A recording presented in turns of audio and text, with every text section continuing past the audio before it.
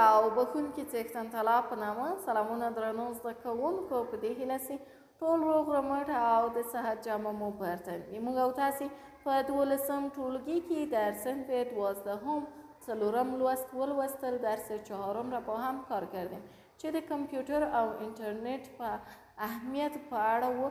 در مورد اهمیت کامپیوتر و اینترنت بود. موږ او تاسې په دې برخه کې یوه ښایسته مرکه یا هم خبری اتری ولوستلې، محاوره یا هم گفتگو را در این درس کار کردیم چې دلته د کامپیوتر په کارونه باندې د کامپیوتر په ارزښت او اهمیت باندې خبرې شوې وي که در مورد اهمیت و ارزش کامپیوتر و در مورد کاربرد کامپیوتر صحبت شده بود. موږ او تاسې دا درس په ښه توګه زده کړ، په قسم خوب خواندیم و یاد گرفتیم. نن راځو امروز میاییم او 5م لوست لولو. درس 5م را با هم کار میکنیم. 5م لوست درس 5م پیر محمد کاکړ. پیر محمد کاکړ لکه څنګه چې تاسې په نورو ټولګیو کې ولوستل، یو تن له هغو پیاوړو لیکوالانو شاعرانو څخه دی چې لومړنی پښتو گرامر یې لیکلی دی. یکی از شاعران و نویسندگانی هست که اولین گرامر پشتو را نوشته کرده. دا مو په 8م ټولګي کې څه ناڅه معلومات لاسته راوړي وو چې کتاب یې معرفت الافغانی دی که کتابش معرفت الافغانی است. در صنف 8م کم و بیش در موردش معلومات به دست آوردیم. نن براسو پس امروز میاییم د پیر محمد کاکړ په هکله به موږ درس ولولو. در مورد پیر محمد کاکړ درس میخوانیم. دا چې پیر محمد کاکړ څوک و، پیر محمد کاکړ کی بود، څه کارونه یې کړي وو، چه کارهایی را انجام داده بود، تحصیل یې زده کړې یا تر کومه حد تحصیلاتش تا چی حد بود او همداسې خپل پیر محمد کاکړ د چا په زمانه کې ډیر شهرت درلود. در زمان پادشاهی کې زیات شهرت داشت. معرفت الافغانی چاته ډالۍ کړی دی، معرفت الافغانی را به کی تقدیم کرده به حیث تحفه او خپل د پښتو ژبې زده کړه. دا چې موږ راسو او خپل ژوندلیک ولیکو، یکی ما بیایم امو زندگی نامی خود را بنویسیم او وکولای سو پوی سو بتانیم بفهمیم چې ژوندلیک یا هم دغه خبری اتری له کوم ځای پیل او په کوم ځای پای ته ورسوو، از کجا آغاز کنیم و به کجا پایان ببخشیم. نو دغه برخه زده کوو، دغه برخه وایو پیر محمد کاکړ پیژد. این بخش یا این قسمت را میخوانیم، کار میکنیم و پیر محمد کاکړ را میشناسیم. 5م لوست پیر محمد کاکړ. تاسې د پښتو په پخوانیو شاعرانو شما در شاعران قدیم پشتو د چا نوم سره آشنا یاست؟ با نام کی یا با اسم کی آشنا هستین، بلد هستین، کی را میشناسین؟ د کومو پخوانیو شاعرانو شعرونه مو لوستیدی؟ اشعار کدام شاعران قدیم را خواندین؟ درست است؟ پس شما ببینید ما زمانی که میاییم در مورد شاعران قدیم صحبت میکنیم، ما در صنف 12 هستیم.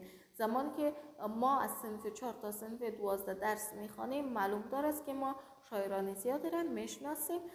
ویدیو را که دیدین حتما کامنت کنین که کی را میشناسین.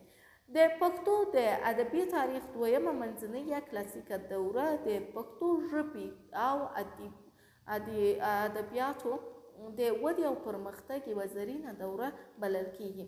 دوره دوم ادبیات تاریخ یا دوره وسطی ادبیات تاریخ یکی از دوره های زرین یعنی طلایی پیشرفت و رشد زبان و ادبیات پشتو نامیده می شود. یعنی که دوره کلاسیک بسیار یک دوره مهم است در تاریخ ادبیات پشتو.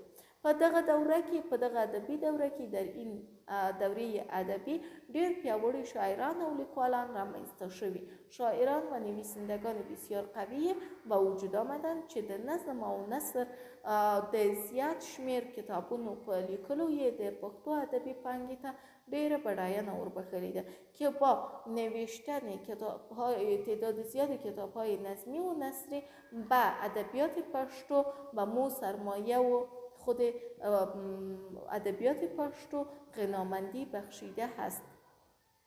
بډاینه غنامندی به سرمایه ادبیات پشتو یا ادبی پشتو چی بخشیده؟ غنامندی بخشیده هست. د دغې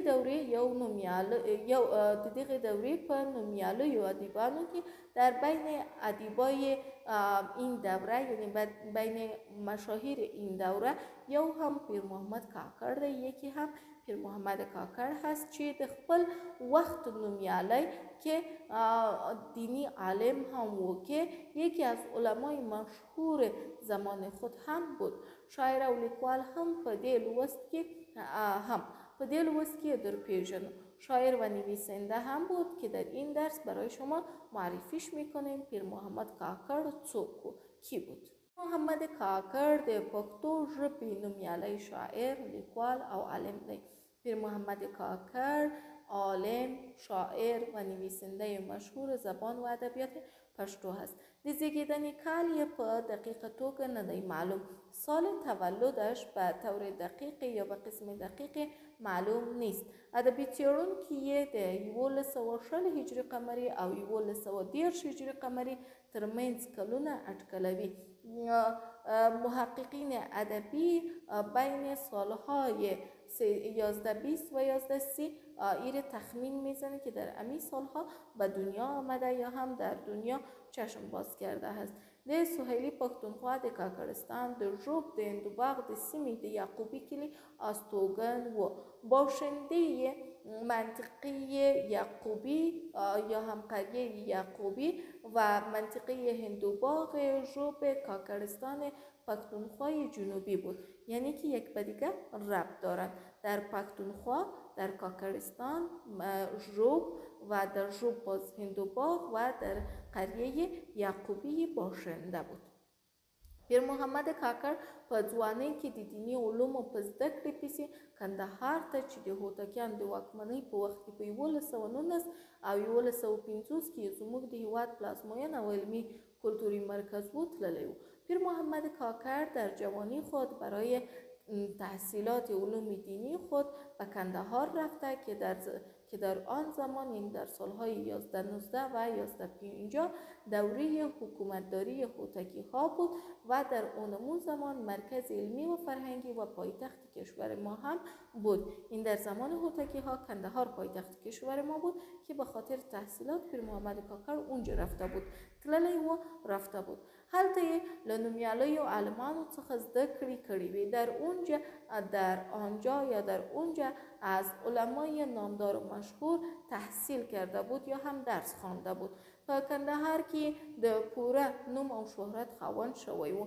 در کندهار کې بود صاحب شهرت و نام شده بود او بیا خپل سیمې کاکړستان ته تللی و. باز به منطقه خود به کاکړستان رفته بود. لوی احمدشاه بابا چې د خپلې واکمنۍ پر وخت په 1180 هجري قمري او 1180 هجري قمري د پیر محمد کاکړ له علمي او ادبي شهرت نه خبر شوی. زمانی که احمدشاه بابا بعد از میرویس خان پادشاه میشه و زمان حاکمداریش هم 1160 تا 1186 هسته. وقتی که ای از شهرت علمی و ادبی پیر محمد کاکړ آگاه میشه که تو یک شخصیت ما داشتیم، څو ځله یې کندهار ته د ورتګ بلنه ورکړه. دعوت آمدن به کندهار را برش داد، یعنی که در کاکړستان پیام فرستاد به پیر محمد کاکړ که بیا کندهار، خو هغه و نمنله اما او قبول نکرد. بالاخره په هر وسیله چې و اړیستل شوی و چې کندهار ته ورشي. بالاخره به هر وسیله‌ای که بود، زور بود، جبر بود، رضا بود، دوستی بود، هر چیزی که بود مجبور ساخته شد که به کندهار بره. پیر محمد کاکړ ته په احمدشاهي دربار کې د دیني او ادبي علومو د تدریس لارې چارې یا هم تدریس چارې وروسپارل شوې. به پیر محمد کاکړ در دربار احمدشاه بابا امور تدریسی علوم دینی و ادبی سپرده شد او د لوی احمدشاه بابا زوی شاهزاده سلیمان یې د ځانګړو شاګردانو څخه و پسر احمدشاه بزرگ شاهزاده سلیمان از جمله شاگردان خاصش بود، ځانګړو خاص چې په پوره اهتمام یې د هغه د علمي او ادبي روزنې چارې ترسره کولې که با اخلاص تمام، با صداقت تمام امور تربیتی و تعلیمیش به پیش می برد. د احمدشاه بابا د مړینې په وخت در زمان مردن احمدشاه بابا که 1168 میشه 1106 هجری قمری کال چې د هغه مشر زوی شاهزاده تیمور په هرات کې و. زمان که احمدشاه بابا وفات میکرد پسر بزرگش شاهزاده تیمور در هرات بود. لومړی وزیر شاه ولی خان له موقع څخه په استفاده خپل زوم د احمدشاه بابا کشر زوی شاهزاده سلیمان پاچا کرد. وزیر شاه ولی خان از موقع سوء استفاده کرد و داماد خود را که پسر کوچک احمدشاه بابا بود شاهزاده سلیمان را چی کرد؟ پاچا ساخت که حق تیمورشاه بود، ولی شاه ولی خان سوء استفاده کرد و شاهزاده سلیمان چی ساخت؟ پاچا ساخت. پیر محمد کاکړ د خپل خاص شاگرد په واکمنۍ ډیره خوښي څرګنده کړه. پیر محمد کاکړ به خاطر حاکمدار شدن یا پاچا شدن شاگرد خاص خود بسیار خوشی اظهار کرد، یعنی اظهار بسیار خوشی کرد او خپل یو تعلیف کړی کتاب معرفت الافغاني چې درباریانو ته یې د پښتو ژبې د لیک او لوست زده کړې لپاره لیکلی و و یکی از کتاب‌های تعلیف شدهش که معرفت الافغانی بود برای یادگیری زبان و ادبیات پشتو یه درباری‌ها نوشته کرده بود. نوموړي واکمن ته وړاندې کړ، به پادشاه نامبرده تقدیم کرد یا به شاهزاده سلیمان چی کرد؟ تقدیم کرد. خدا چې د شاهزاده سلیمان د واکمنۍ موده ډیره لنډه و، اما ای که زمان پادشاهی شاهزاده سلیمان بسیار کوتاه بود، لنډه و کوتاه بود، د تیمور په راتګ سره یې له واکمنۍ څخه لاس واخیست. با آمدن تیمور از پادشاهی دست برداشت او هغه د تیمورشاه په نوم واکمن شو و او بود که یا همو بود که به نام تیمورشاه واکمن شد یا پادشاه شد. د پیر محمد کاکړ د شعرونو له مطالعې څخه ښکاري چې د تیمورشاه د واکمنۍ په دوره کې له شاهزاده سلیمان سره د ډیرو نږدې اړیکو له امله ده ته په دربار کې خپل پخوانی قدر او عزت درناوی نه دی پاتې. از مطالعه اشعار پیر محمد کاکړ این معلوم میشه که همو در زمان واکمنی یا پادشاهی یا تیمورشاه به خاطر روابط نزدیکی که با شاهزاده سلیمان داشت همو قدر و عزت و احترام قدیمیش نمانده بود. یعنی که پیر محمد کاکړ خو همراه شاهزاده سلیمان بود. وقتی که تیمورشاه پاچا میشه بازو قدر و عزتی که پیر محمد کاکړ در زمان شاهزاده سلیمان می داشته باشه در زمان تیمورشاه او از دست میره، یعنی کم رنگ تر میشه. خو بیا هم اما باز هم په بشپړه توګه له پامه نه دی غورځېدلی، اما باز هم به قسم کامل از توجه نه افتاده، یعنی که بسیار زیاد پیش پا افتاده نشده، باز هم ازش استقبال میشد و بایش کار میشد. د تیمورشاه څخه وروسته بعد از تیمورشاه د شاه زمان او شاه محمود سدوزئی د واکمنیو په وخت کې هم د دربار په نومیالیو عالمانو او ادیبانو کې یاد و. بعد از تیمورشاه که شاه زمان خان و شاه محمود سدوزئی هم حکومت کردند، در زمان اینا هم از جمله علما و ادیبای مشهور دربار بود. د شاهزاده محمود سدوزئی له هغه فرمان څخه چې پر 1214 کال خپور شوی از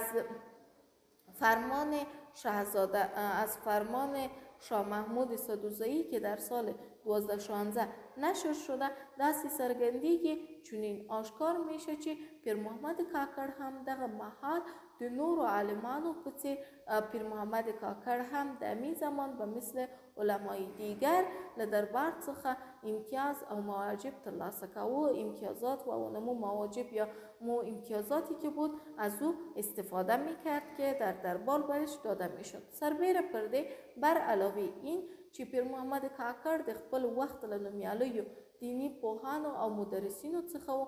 بر علاوه که پیر محمد کاکړ یکی از مدرسین و دانشمندان مشهور وقت و زمان خود بود. د پښتو او دري ژبو تکړه شاعر، ژبپوهان او تاریخ لیکونکی هم و. یکی از تاریخ نویسان، زبانشناسان و شاعر تکړه و یا هم قوی زبان پښتو و دري هم بود. د پښتو او دري ژبو د لرغوني او خپلې زمانې د ادبیاتو ژوره مطالعه درلودله. مطالعه عمیق زمان دوره خود و دوره باستان ادبیات پښتو و دری را داشت. په ادبي فنونو فصاحت او بلاغت ښه پوهیده. با فصاحت و بلاغت و ادبی فنون یا فنون ادبی خوب میفهمید او د استادی مقام ته رسیدلی و به مقام یا منزلت استادی رسیده بود. نوموړی د یو ځانګړي ادبي سبک او لارې خاوند و.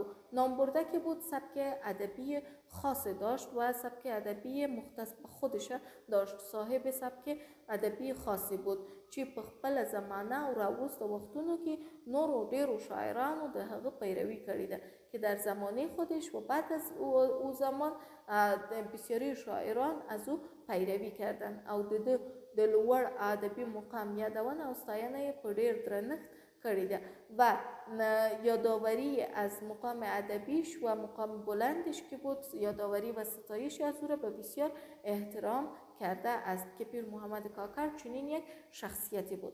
پیر محمد کاکړ د تدریس د چارو ترڅنګ پیر محمد کاکړ در پهلوی امور تدریسی یو شمیر د نظم او نثر کتابونه هم لیکلی و و نظم و نثر هم کتاب نوشته بود.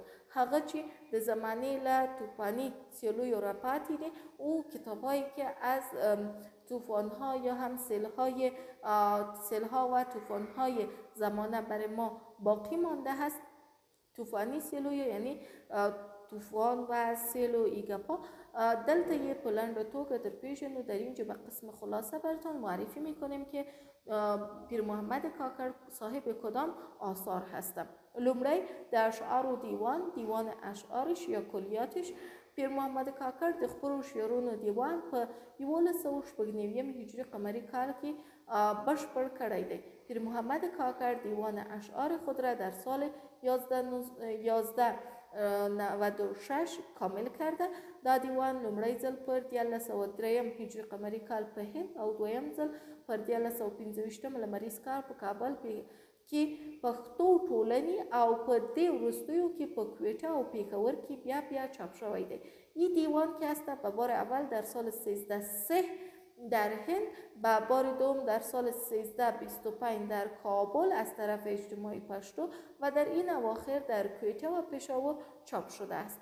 دویم اثر معرفت الافغانی دی. دا کتاب د دې لپاره لیکل شوی چې د هغه وخت یا د وخت واکمنو درباریانو ته پښتو لیک لوست ورزده کړي. این کتاب به خاطر از این نوشته شده که به درباری های همان زمان یا همان پادشاهی ها خواندن و نوشتن پښتو را یاد بده او په نتیجه کې د دربار او دفتر ټولي رسمي لیکنې په پښتو کړي و در نتیجه تمام نوشته های رسمی دفتر را به پښتو بسازه. دا کتاب لومړی ځل په 1141 هجری قمری کال په لاهور او دویم ځل په 1156 لمریز کال په کابل کې چاپ او خپور شوی دی. این کتاب به بار اول در سال 1341 در لاهور و به بار دوم در سال 1356 در کابل نشر و چاپ شده است. دریم کتاب سومش د پښتو تاریخ دی. کتاب تاریخ پښتون ها است. د پښتنو تاریخ وایي چې پیر محمد کاکړ د احمدشاه بابا په امر د پښتنو یو تاریخ په پښتو ژبه لیکلی دی. میگن که به گفته احمدشاه بابا پیر محمد کاکړ یکی از تاریخ های پښتونا را نوشته کرده است به زبان پښتو. د دې کتاب یو قلمي نسخه د امیر عبدالرحمن خان په دربار کې موجوده او د دربار منشي ملا محمد خان افغان نویس ته سپارل شوی و و یکی از نسخه های قلمیش در دربار امیر عبدالرحمن خان موجود بود که باز به منشی دربار ملا محمد جان او را سپردن به افغان نویس. یعنی که این افغان نویس که هسته مجله هسته مطبعه بوده در او زمان بعضی فرستاده شده یا هم چی شده داده شده. خوله 1100 هجری قمری را وروسته تر نن ورکده اما بعد از سال 1300 به این طرف دیگه گم هسته. تر نن ورکده یعنی تا حال گم هسته. هدایت المبتدا یا هدایت المبتدی اثر چهارمش هسته. د اسلامی فقهی د ابتدایی مسائل و کتاب دی. کتاب مسائل ابتدایی فقه اسلامی هست چې پیر محمد کاکړ په دری ژبه نظم کړی. قلمی نسخه شته که پیر محمد کاکړ را به زبان دری نظم ساخته و نسخه قلمیش هم موجود است. پرده پورتنوی آثار و سربیر بر علاوه یا آثار بالایی که ما 4 اثر پیر محمد کاکړ را نام گرفتیم، د دیوان د یوې قلمي نسخې په پای کې څو پاڼې د قلمي نسخې د خطاط په قلم کښل شوی دی. در اشعار دیوانش که اولین اثرش بود، در اونجا در نسخه قلمیش در آخر چند ورقش با قلم خطاط نوشته شده، یعنی در دیوانش چند ورق دیگه هم نوشته شده چې پښتو نثر روان د جنت و قیامت د ورځې په هکله دی که نثر پښتوش بسیار روان و ساده هست و در مورد جنت و روز قیامت نوشته کرده.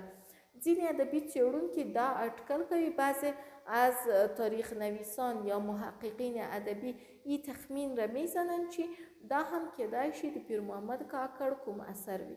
شاید این هم کدام اثر از پیر محمد کاکړ بوده باشه چې نوم به یې قیامتنامه یا جنتنامه و که نامش شاید قیامتنامه و یا هم جنتنامه بوده باشه، اما این که او چی هست دقیقا معلومات نیست. د وروستیو ادبي تاریخي څېړنو له مخې از بررسی‌های تاریخی ادبی آخر تحقیقات اخیر د پیر محمد کاکړ ژوند تر 1261 هجری قمری کال پورې یقینی دی. زندگی پیر محمد کاکړ تا سال 1216 یقینی بوده که تا این سال زنده بوده، ای که در می سال یا یک سال بعدش فوت شده معلوم نیست. خود دا چې وروسته به په کوم کال کې مړ شوی وي نه ده معلومه، اما این که بعدا در کدام سال وفات کرده این معلوم نیست. دومره څرګنده ده، این قدر آشکار هست چې په کندهار کې وفات شوی که در قندهار فوت شده او د شاولی پر غاړه په لویه هدیره کې د حضرت جی صاحب زیارت ته نږدې خاک او قبر یې معلوم ده که در لب دریای شاولی یا هم در کناره های شاولی در قبرستان بزرگی در پهلوی زیارت حضرت جی صاحب دفن و قبرش معلوم هست، یعنی قبرش گم نیست. دلته د شعر یو بیلگه لولو، در اینجا یکی از نمونه های شعریش ما میخوانیم که چگونه شعر و شاعری کرده. بند پر بند قدس دسترگو په خنجر کرم، بند به بند مرا با خنجر چشمانت پاره پاره کردی. قدس یعنی پاره. بیا سیراب دی هم په وینو دی جگر کرم، باز چی کردی؟ سیراب ساختی مرا با خون جگر. هر سحر چی کړې ناله پر گل لسوزه، هر صبح که بالای گل ناله میکنه از سوز و رنج و درد، عشق مدام هغه بلبل د سحر کرم. عشق مرا همیشه مثل امو بلبل صبحگاهی کرد که میره بالای گل چی میکنه؟ سوز و گداز میکنه یا هم ناله و فریاد میکنه. درستش برات اغزیشی ده که کرو به لطاچی خوب ده پرو به بستر کرم. وقتی بدون تو بالای بستر پر یا بالای بستری که از پر جور شده باشه، بالای تختی که از پر پرنده ها جور شده باشه، وقتی بدون تو بالای از اون میخوابم تمام شب به مثل خارهای کاکتوسی می باشه که او حتی اونمو پرهای ملایم برای من خار کاکتوسی میشه. سوزگداز ده محبت میدیه نصیب کرد پس رو اور کی دی دلبر سمندر کرم. سوز گداز محبتت نصیبم ساختی ای معشوق و مرده آتش سرخ یا آتش شعله‌ور چی ساختی؟ سمندر یا دریا ساختی، دریاب ساختی در ای چی آتش محبت خود. ته یودم زما ولور ته از نکړې زلزان استا ولور ته سفر کرم. تو یک دفعه هم حتی عزم و اراده از زیر نمی کنی که طرف من حرکت بکنی، من حتی از خود گذشتیم و به طرف تو سفر میکنم، یعنی خود مثلا در نظرم نمیم و من به طرف تو حرکت کده میرم. یو نظر د دوروسترگو عنایت کرد و دربار کی دی لغم خاکستر کرم. یک دفعه امو عنایت و مهربانی چشمان سیاهی تا بر من بکن، یک نظر طرف من بکن، به خاطر که من در دربارت از غمت چی شدیم؟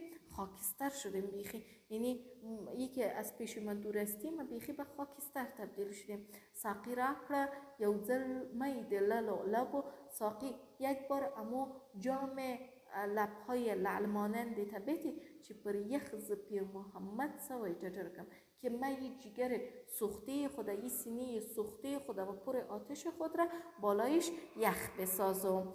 دو زموږ د تاسې لوستی بود درس ما و شما چې پیر محمد کاکړ و. پیر محمد کاکړ د منځنۍ دورې شاعر و، لیکوال و. د زوکړې زمانه یې نه وه معلومه، اټکل شوې وه. د مړینې زمانه یې هم نه وه معلومه، اټکل شوې ده.